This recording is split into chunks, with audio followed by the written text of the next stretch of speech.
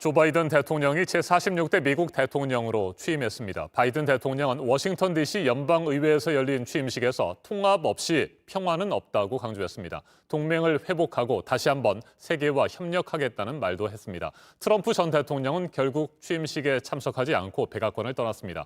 바이든 행정부가 공식 출범함에 따라 미국의 한반도 정책에 구체적으로 어떤 변화들이 있을지 주목됩니다. 북미 관계 새로운 접근 방식에도 관심이 모아지고 있습니다. 신범철 경제사회연구원 외교안보센터장 자리 함께했습니다. 어서 오십시오. 네, 안녕하세요. 네, 트럼프 대통령 시절 미국 사회에 분열과 혼란이 극심하지 않았습니까? 그렇기 때문에 충분히 예상이 됐었는데 바이든 대통령 취임 일성으로 통합을 얘기했습니다. 예, 통합을 아마 여러 차례 반복한 것 같아요. 네. 유나이티드라는 그런 단어가 가장 아마 오늘 이번 연설에서 많이 사용된 것 같은데 민주주의로 시작해서 미국을 통합시켜야 된다 하는 메시지로 연설을 마쳤습니다. 과거 미국 대통령들의 취임사를 보면 정책 아젠다를 중심으로 전개해 나갔는데 이번에는 구체적인 정책 아젠다보다는 전반적으로 미국이 지향하는 가치, 민주주의 그리고 분열된 미국의 통합 이 부분을 갖다가 메시지로 담아서 취임사로 이렇게 가름했다 이렇게 봅니다. 네, 대외 관계에 있어서는 역시 동맹의 복원이 가장 핵심 키워드로 꼽히고 있습니다. 네,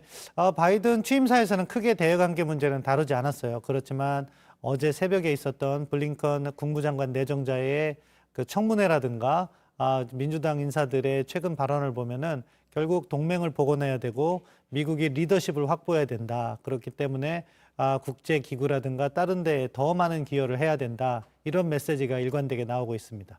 아메리카 퍼스트, 미국 우선주의로 대변되는 미국의 고립 정책, 이건 이제 뭐 사실상 끝났다고 봐야 됩니까? 예, 바이든 대통령이 오늘 이제 취임 이후에 백악관으로 돌아가서 처음 행정명령에 서명한 것도 고립주의가 아니라 그 반대를 보여준 거죠. 네. 파리 기후협약에 복귀하겠다는 행정명령, 그리고 세계보건기구에 복귀하겠다는 행정명령 벌써 냈습니다.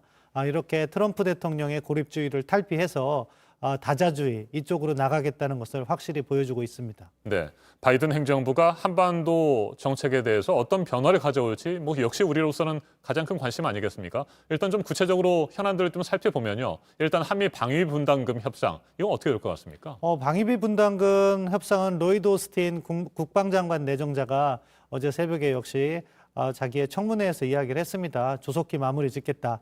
이것은 바이든 행정부에서 동맹국들을 과도하게 압박하는 것은 바람직하지 않다. 이미 대선 경선 과정에서도 이야기한 바 있거든요.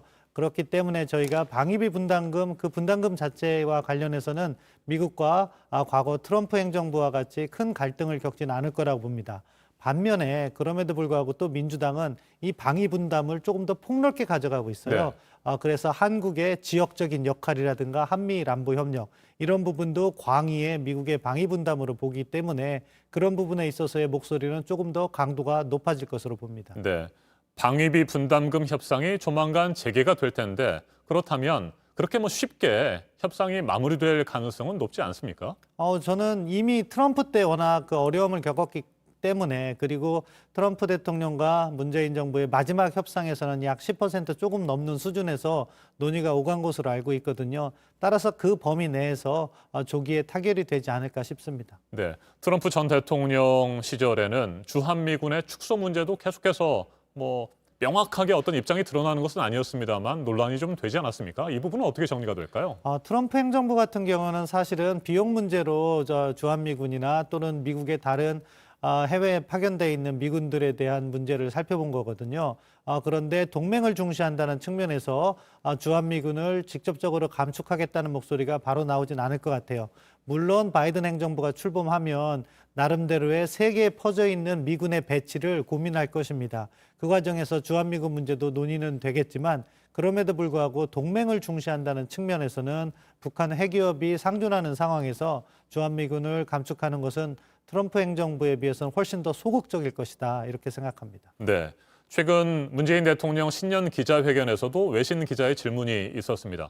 바이든 대통령의 경우에 지금 뭐 코로나19도 그렇고요. 국내적으로 국외적으로 먼저 해결해야 할 과제들이 너무나 산적해 있기 때문에 과연 한반도 정책이 우선순위에서 어느 정도나 뭐 위치를 차지할 것이냐 이 부분이 의문되는 상황 아니겠습니까? 물론 그 부분에 대해서 문재인 대통령은 뭐 그렇지 않을 것이다라고 얘기를 했습니다만 이건 어떻게 전망하세요? 네, 좀 염려되는 부분이 있습니다. 네. 오늘 바이든 대통령의 취임사에서도 대외 관계를 언급하기 어려웠을 정도로 지금 미국 국내 정치적 분열 문제, 코로나19 국복 문제, 경제 회생 문제가 복잡한 문제거든요.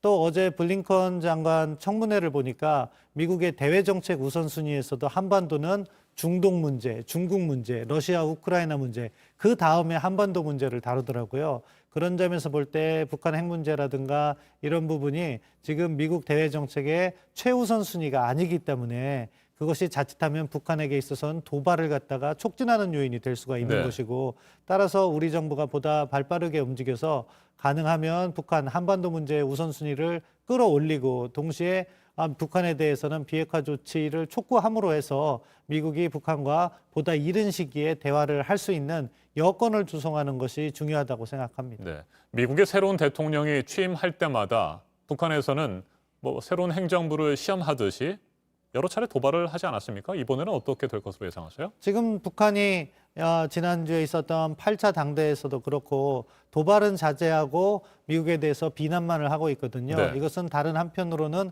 과거의 패턴에서는 달라질 수 있다는 것을 시사한다고 생각합니다. 지금 북한은 일단 보다 유리한 협상의 위치를 점하고자 하지만 바이든 행정부와의 대화는 기다리고 있는 것 같아요. 그렇기 때문에 예년에 있었던 대륙간 탄도미사일 발사라든가 핵실험을 하지 않고 기다리고 있는데, 그렇지만 북한이 무조건 기다리진 않을 거라고 생각합니다. 이번 바이든 대통령의 취임사는 사실 예상된 부분이 있었어요. 워낙 국내 문제가 복잡하다 보니까 대외 관계는 언급하지 않을 것으로요. 하지만 2월 달에 예정된 미국 대통령의 상하원 양원 합동회의에서의 연설, 스테이트 오브 더 유니언 연설이라고 하잖아요. 거기에서는 항상 대외 문제에 대한 언급이 있었기 때문에 아마 북한도 그 바이든 대통령의 발언을 기다리고 그 이후에 자신들의 행보를 정하지 않을까, 그렇게 향후 한 달 정도를 예상해 봅니다. 네. 바이든 행정부가 북한과의 대화 재개를 뭐 지나치게 서두를 것 같지는 분명 않은 것 같고요. 현재로서는. 북한도 뭐 계속 기다리지만은 않을 것 같은데. 자, 그렇다면 우리 정부가 한반도 평화 프로세스를 추진하기 위해서 현재 할 수 있는 일들은 뭐가 있겠습니까? 아마 이미 시작했을 거라고 네. 생각합니다. 워싱턴에 있는 우리 대사관은요, 대선 기간부터 미리 접촉을 하고 또 정부가 출범하면 바로 우리 정부의 입장을 관철시키기 위한 노력을 해오거든요.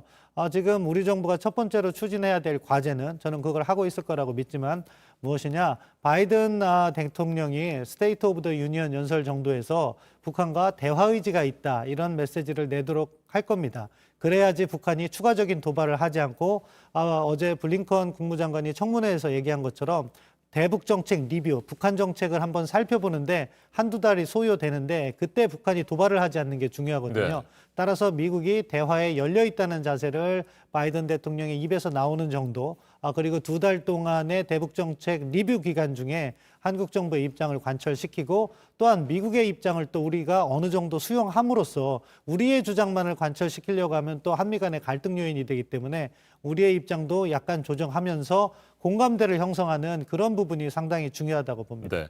바이든 행정부 출범에 맞춰서 우리 외교부 장관 교체 인사도 단행이 됐습니다. 정의용 외교부 장관 후보자, 지금 당장 해야 될 일이 뭘까요? 한미 공조라고 네. 생각합니다. 그것을 위해서 대통령께서도 정의용과 외교장관을 임명했다고 보고요. 지명했다고 보고요. 그 과정에서 제가 앞서 말씀드린 것처럼 지금 과거에는 우리 청와대와 미국 백악관의 어떻게 보면 직접적인 라인을 통해서 한미 관계를 이끌어 왔어요. 그것이 문재인 정부 초기에 정의용 안보실장이 미국 맥마스터 국가안보보좌관, 백악관의 국가안보보좌관과 직접적인 통화를 하면서 북미 정상회담이라든가 또 남북 정상회담을 협조해 왔던 거죠. 지금은 그 중심이 미국 백악관에서 미국 국무부로 옮겨간 상황이에요. 네. 왜냐하면은 블링컨 국무장관이 제이크 설리번 백악관 국가안보보좌관보다 그 민주당 내에서 서열이 높습니다. 그렇기 때문에 정의용 외교장관이 블링컨 장관과의 직접적인 대화 채널을 구축함으로 해서 우리의 입장을 조기에 전달해야 되는 거죠. 다만 우리가 지금 몇 가지 고민을 해야 될 부분이 있는데요. 과거와 같이 제재 완화가 필요하다, 먼저, 또는 종전선언을 앞에 놓는다, 이러면 지금 출범하는 민주당 정부로서는 받아들이기 어려운 부분이 있습니다. 따라서 북한의 비핵화와 그리고 미국이 해줄 조치가 서로 교환된다. 그런 접근을 해야지만 미국을 설득할 수 있다고 봅니다. 네, 한 가지만 더 질문을 드리겠습니다. 짧게 답변을 하셔도 될 것 같고요. 앞에서도 언급이 있었습니다만 북한과 미국의 대화 재개에 앞으로 상당한 시간이 걸린다고 한다면 우리 정부로서는 미국을 좀 제외하더라도 북한과 함께 남북이 자체적으로 관계 개선을 하는 노력을 기울일 가능성은 높아 보이는데 이 부분을 바이든 행정부 어떻게 받아들일까요? 남북 관계 개선이나 인도적 지원 부분은요, 훨씬 더 유연하게 나올 것 같아요.